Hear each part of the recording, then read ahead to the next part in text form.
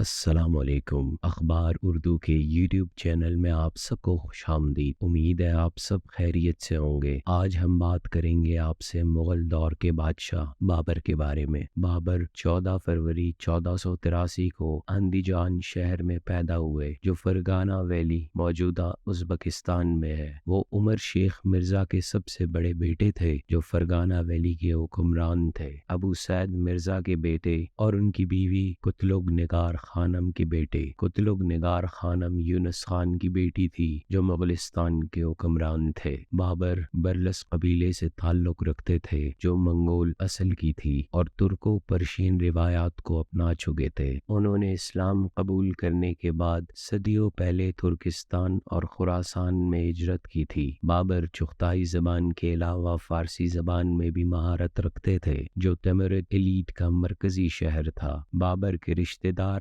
جیسے ان کے چچا محمود خان اور احمد خان منگول بنے رہنے کی حیثیت میں رہے۔ اس طرح بابر منگول یا پرشین زبان میں مغل ہوتے ہوئے اپنا بہت زیادہ سہارا سینٹرل ایشیا کے مخصوص ترک اور ایرانین لوگوں سے لیتے تھے اور ان کی فوج قابلیت کے اعتبار سے مختلف تھی۔ اس میں سرد، تاجکس، قبائلی افغان، عرب، برلس اور چغتائی ترکو مغل سینٹرل ایشیا سے شامل تھے۔ 1494 میں 11 سال کا بابر فرنگا کے حکمران بنا جس میں موجودہ ازبکستان تھا۔ عمر شیخ مرزا کے موت کے بعد اس کے چچا نے اس مقام سے ہٹانے کے لیے اور بھی کوشش کرتے رہے، ساتھ ہی اس کے دوسرے علاقوں سے بھی۔ بابر نے اپنے تخت کو مضبوط کرنے کے لیے خاص طور پر اپنی دادی امی ایشین دولت بیگم کی مدد سے کامیابی حاصل کی، حالانکہ تھوڑی سی قسمت بھی شامل تھی۔ نومبر 1525 میں بابر کو پشاور میں خبر ملی کہ دولت خان لودھی نے رخ بدل لیا تھا اور بابر نے علاء الدین کو نکال دیا۔ پھر بابر لاہور کی طرف چل دیا تاکہ دولت خان لودھی سے مقابلہ کر سکے، لیکن جب ان کے قریب آئے تو دیکھا کہ دولت کی فوج ان کے سامنے سے غائب ہو گئی۔ اس طرح 3 ہفتوں کے اندر اندلس ندی کو پار کر کے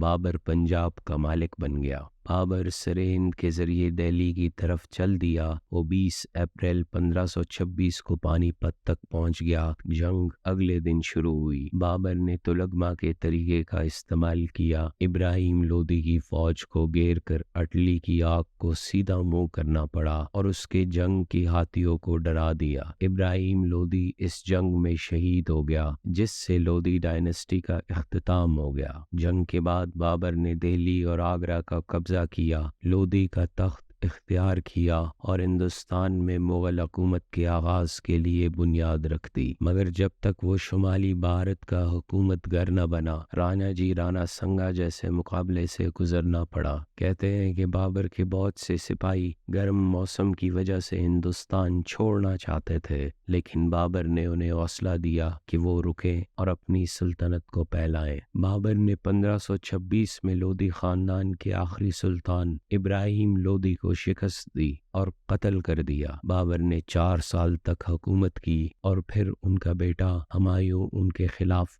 آخری وقت تک اس کا وزیر اعظم بنا۔ ان کی سلطنت کو سوری خاندان نے عارضی طور پر قبضہ کر لیا۔ ان کی 30 سال کی حکومت میں ہندوستان میں مذہبی فساد جاری رہا، سکھ اور مسلمانوں کے نظریے سے۔ بابر 47 سال کی عمر میں آگرہ میں وفات پا گیا 5 جنوری 1531 کو، اور ان کے سب سے بڑے بیٹے ہمایوں ان کے خلافت کا جانشین بنا۔ بابر کو پہلے آگرہ میں دفنایا گیا، لیکن ان کی خواہش کے مطابق ان کی لاش کو کابل میں لے جایا گیا اور وہاں باغ بابر میں 1539 اور 1544 کے درمیان دفنایا گیا۔ تو یہ تھی بابر کی کہانی۔ امید ہے آپ کو پسند آئی ہوگی۔ ایسی مزید ویڈیوز کے لیے اخبار اردو کے ویب چینل کو سبسکرائب کریں۔ آپ سے ملاقات ہوگی اگلی ویڈیو میں، تب تک کے لیے اپنا خیال رکھیں۔ ملتے ہیں آپ سے اگلی ویڈیو میں۔ اللہ نگہبان۔